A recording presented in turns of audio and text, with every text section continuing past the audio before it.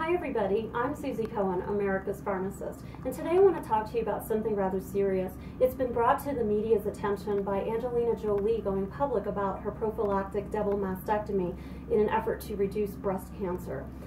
My heart sank when I read about that. I have children, I'm 48, we all have concerns, and this conversation today with you is the same one that I would have with my own daughters. I really just don't agree with her decision. She didn't even have breast cancer. So I know this sparks a lot of controversy, and I see both sides of it, really I do. But again, I don't agree with the decision. I think that when one is faced with a higher risk of cancer, that one should pursue avenues that make them less of a hospitable host to cancer. In other words, make your body inhospitable to cancer. Don't remove your organs. Like, for example, with Angelina Jolie, she was told that she had a higher risk based on this BRCA1 gene and the BRCA2 gene, which you can test for. It's like several $1,000s to have this genetic test. Now, this genetic polymorphism, or mutation as we call it, only affects approximately 0.2% of the population anyway. This isn't a wide recommendation for people to go and get the BRCA1 and BRCA2 gene test. I simply don't recommend it. Besides that, you have to have a lineage to have that high incidence, usually the Ashkenazi Jewish population. So again, I don't recommend this test widely for the mass population. And also, just FYI, in case you haven't heard, the BRCA1 and BRCA2 gene confer a higher risk for other cancers too: ovarian, pancreatic, testicular, and prostate cancer. And in case you didn't realize this, even though Angelina Jolie has undergone a double mastectomy, she can still get breast cancer in the lymph nodes. So this isn't 100% cure-all. A better genetic test, in my opinion, would be to see if you are what I call a folate misbehavior. And I talked about this on page 75 in my first book, The 24-Hour Pharmacist, and I described what a folate misbehavior would be. Now, that's just simply put. Basically, folate misbehaviors have a polymorphism in the an enzyme pathway, the methyl tetrahydrofolate reductase enzyme. Now, people with this genetic mutation, the most common ones are C677T and A1298. Don't worry about those variants. Your doctor will know if he does this blood test on you. The point is, if you have a defect in this MTHFR enzyme, it means you don't methylate well. And methylation is a core process in detoxification in the body. You need it to make glutathione. You need folate from your diet, which goes into the body, and then this enzyme converts it. And down this pathway, I've got pathways behind me on that chart over there, but trust me on this, the pathway winds up where you make glutathione, which is your master antioxidant. Now, antioxidants are important in the carrying of the DNA of your cell. Another way to say that is I think that they can reduce your risk for cancer. So the methylation process repairs cells, it helps detoxify poison so they don't back up in your system, it helps you make neurotransmitters, and it helps you form red blood cells, white blood cells, and platelets. It's extremely important. Conditions affected with the MTHFR gene mutation, poor methylation cycle, include many. Frequent miscarriages, autism, ovarian and breast cancer, bipolar, Parkinson's disease, heart attack, chronic fatigue syndrome, fibromyalgia, migraines. The list is lengthy. You can Google this on your own. So the point of this is, if you want an inexpensive blood test to find out if you're a folate misbehavior, I think that would be much more useful in determining your risk for cancer and other diseases. Now, another thing to talk about here would be, there's so many, the use of natural supplements, which I discuss in my book, Breast Cancer Protection. Now, this is just a mock-up. It's actually an ebook that I sell at my website, and in it I talk about all different kinds of nutrients, for example, curcumin, geranium, iodine, things that protect the breast, progesterone hormone. I also talk about natural ways that you can increase detoxification pathways, which help to lower your risk. In addition, I talk about something called 2-methoxyestradiol. Now, Angelina Jolie could have literally peed in a cup for 24 hours and given this 24-hour urine catch sample to the lab. There are national labs that do this. Rhine Labs is one of them. Genova is another. and they could have evaluated her levels of 2-methoxyestradiol. Don't let that big word scare you. That is a naturally occurring estrogen metabolite that we make. Okay, in fact, there's a drug company trying to patent it and make it into a drug, but we make it, and there are natural ways that you can drive that pathway. It's anti-cancer, it's protective. High levels of it are what you want relative to other estrogen metabolites, which I talk about in my ebook. The other thing one could do is to avoid xenoestrogens. These are like synthetic chemicals that act like estrogens, and they stick to our cells, and they can wreak havoc in the body.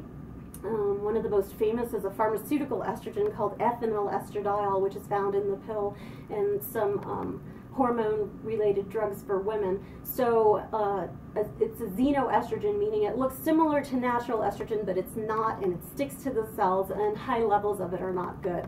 You also get xenoestrogens sometimes from the foods that you eat, and compounds, plastic bottles, all kinds of things. You can Google that on your own, but avoid them. You want to avoid xenoestrogens. Now, on my desk, I have some things that I think could help. Glutathione. You can eat it through avocados. They have high sources of glutathione. You can also take supplements to help you make more glutathione, one of which is R-lipoic acid. You can buy glutathione in its reduced or liposomal form as a supplement. I think that's very important. I have some rosemary. Rosemary helps your body naturally convert bad estrogen metabolites into good ones, such as 2-methoxyestradiol. So snip some rosemary and put it in pretty much everything you cook with. Asparagus is a rich source of folate. Remember how I told you folate is very important in the methylation process? Asparagus is great for that. Plus, it's just healthy. It helps detoxify the system and reduce inflammation. Now this is kale. This is a cruciferous vegetable. This and cauliflower and broccoli would be super important to a man with a prostate and a woman with breasts and ovaries and so forth, because these are very protective of the reproductive organs. Also, I have supplements. I have saffron, which has been shown an active ingredient to help reduce risk of cancer, even pancreatic cancer. So that's a supplement, and I also have the fresh herb, which I make tea. Probiotics. You absolutely cannot have a healthy immune system without probiotics. Probiotics are the seat of your immunity. You have to have healthy normal flora in order to make B vitamins, one of which is folic acid. So probiotics are important. They help keep opportunistic bacteria and infections from invading your body, and they're also wonderful for bowel regulation. Now, astaxanthin. Astaxanthin is a powerful all-around anti-inflammatory. It's great for skin. I take it every day. Hawaiian spirulina is another one of my favorite supplements. This may be helpful to someone who's already undergone radiation. There are some studies to indicate that this superfood might be helpful, and it's a great source of plant-based protein. I love spirulina. Digestive enzymes, I think, are very important. They help reduce what's called circulating immune complexes. This could be particularly important for people with pain or allergies. Now, I've got this betaine. I don't know if you can zoom in on this, but betaine helps with the methylation process. It helps you convert that folate from your diet into all those downline metabolites that are protective for the body. Indole 3-carbinol is a supplement that is basically a broccoli extract. You could take this, or it's a metabolite DIM, which is diindolyl methane. You can find them both ways. Vitamin D, we don't really need a supplement. You just need to go outside and get some sun, but I wanted you to see that. And some iodine. I mentioned that earlier. That's protective to the breast. Magnesium, powerful in terms of pushing that methylation cycle. Now, I know that this is overwhelming and I've given you a whole lot of information, but I'm really passionate about it as a woman and a mother, and at 48 years old. This is important news, and my fear is that the beautiful and still very sexy Angelina Jolie might inspire women to remove an organ out of fear or anxiety. And you know, she didn't even have cancer. So it just breaks my heart that she's done this. I wish that I could have reached her and given her some information. So if you like the information that you've learned about today, please share it. Share it with every woman that you love, your sister, your mom, your friends. If you want to stay in touch with me, there's a bunch of different ways. You can, first of all, you can go to my Facebook, click like, that's a picture of it right there. Just hit like and you'll get all kinds of posts that are really helpful in keeping with what I've been discussing today. You can also go to my website. I've posted hundreds of free articles. That's a picture of my website. You just use the search site and type in whatever you want, breast cancer, and then search, and then everything I've had to say will pop up if you hit that search button. If you want my free health tips, you can get that. I send a newsletter out about every 2 to 3 weeks. I will never spam you.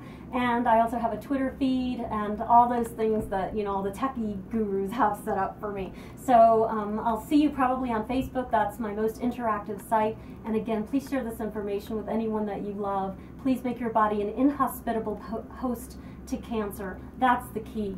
And eat right, exercise, and all those other things. I think that's a much better option than undergoing radical surgery. And I wish you all well. I'll see you next time.